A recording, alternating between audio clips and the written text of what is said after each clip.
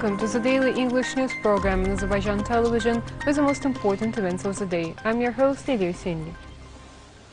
President İlham Aliyev signed an executive order on continuation of construction of the Ordubat hydroelectric power station. According to the executive order, the Cabinet of Ministers of the Nakhchivan Autonomous Republic was allocated 5 million monas from the President's Reserve Fund to continue construction of Ordubat hydroelectric power station with a capacity of 36 megawatts. Functionality demonstrated by Azerbaijan in international political processes is a glaring example of President İlham Aliyev's global leadership. Extension of Azerbaijan's chairmanship in the non-aligned movement for another year, despite the fact that the 3-year term set for the chairmanship of the member states expires in 2022, is yet another example of the high appreciation of the efforts of the head of our state and the credibility of Azerbaijan. Azerbaijan has adopted a comprehensive and ambitious action plan for its chairmanship. Unfortunately, the COVID-19 pandemic hit the world, bringing with it new realities and challenges. However, we were able to react to the new situation quickly and adequately. We concentrated our efforts on developing effective and united international response of the movement to the unprecedented challenges posed by the pandemic. As chairman of the movement, Azerbaijan was forced to make rapid and adequate changes to the planned program activities in response to an unexpected pandemic. Official Baku, presenting a model of a global response to a global scourge, launched a number of important international initiatives. Financial assistance was provided to the World Health Organization in the amount of $10 million, half of which was earmarked for NAM member states. On May 4, 2020, at the summit in the format of the contact group of the non-aligned movement, President İlham Aliyev came up with an initiative to convene a special session of the UN General Assembly at the level of heads of state and government to combat coronavirus, and this initiative received the support of over 150 countries. And on December 3 to 4, 2020, this special session of the General Assembly took place. Azerbaijan, on behalf of the non-aligned movement and the UN Human Rights Council, put forward a resolution to ensure equal and universal access for all countries to vaccines, and this document was unanimously adopted in March 2021. Undoubtedly, functionality demonstrated by Azerbaijan in international political processes is a glaring example of President İlham Aliyev's global leadership. Whereas the leaders of major states of the world remained silent, President İlham Aliyev demonstrated a bold and principled position against vaccine nationalism. In the face of global health crisis, the vaccine nationalism is worrisome. Azerbaijan has publicly criticized the conduct of some countries that stockpile far more vaccines than they require. So far, more than 82% of the world's vaccine doses have been purchased by wealthy countries, while only 0.9% have gone to low-income countries. Such an attitude hinders the ability of developing, in particular least developed countries, to protect their populations.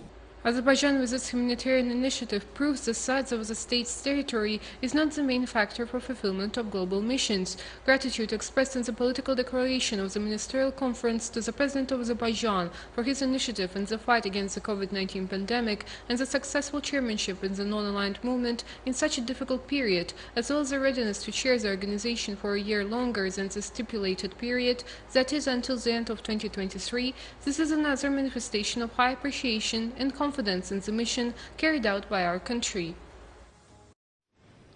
On July 16th, at 10 a.m. and 1 p.m., units of the Armenian armed forces using various weapons subjected to fire the positions of the Azerbaijani army located in the direction of Sederek region of the Nakhchivan Autonomous Republic on the Armenian-Azerbaijani border.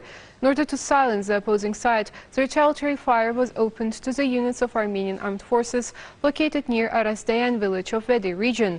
There are no losses or wounded among the military personnel of the Azerbaijan army. Armenia is fully responsible for creating tension along the state border of the two countries, the Defense Ministry reported. A group of journalists is on a visit to Agdam region. The purpose of the visit, organized by the Ministry of Emergency Situations, was to acquaint media representatives with mine-clearing processes in the liberated territories, riverbanks, cemeteries, especially around the Kachin River.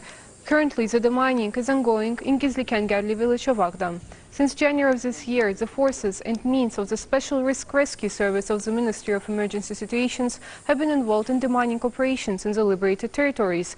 Experts working in this area have undergone special training in the Turkish armed forces. In the course of 7 months, a considerably high amount of unexploded ordnance was found in the area. A meeting of the veterans who participated in the battles for Shusha took place in the Organization of War, Labor and Armed Forces Veterans. At the meeting, Deputy Chairman of the organization, Jalil Khalilov, spoke about the heroism demonstrated by the Azerbaijan Army in the Patriotic War, the attention of our state towards families of martyrs and war disabled. Chairman of the organization in Shusha, Ağalar Aliyev, and others told about the bravery displayed by our servicemen in the liberation of the city from Armenian occupants. It was noted that the care for the families of martyrs, as well as war disabled and veterans, is reflected in the legal framework and regular steps that are taken in the direction at the legislative level. In conclusion, the chairman of the organization, Fatma Sattarova, noted that our heroes wrote history in the Great Patriotic War, and this history will be remembered with pride for centuries to come. An online conference on Russian culture in the international arena, the experience of Russian language and cultural centers abroad, was held in Astrakhan. The purpose of the event is to emphasize the role of the Russian language in the development of educational and cultural relations in the Caspian countries, the CIS and abroad. To support the development of this language, the online meeting discussed the place of Russian culture and the Russian language in the international humanitarian space, the Russian language abroad, challenges and development points, the experience of Russian language and cultural centers and Russian communities. It was stressed in the speeches that Azerbaijan is a state of peaceful coexistence of ethnic groups of different cultures and languages.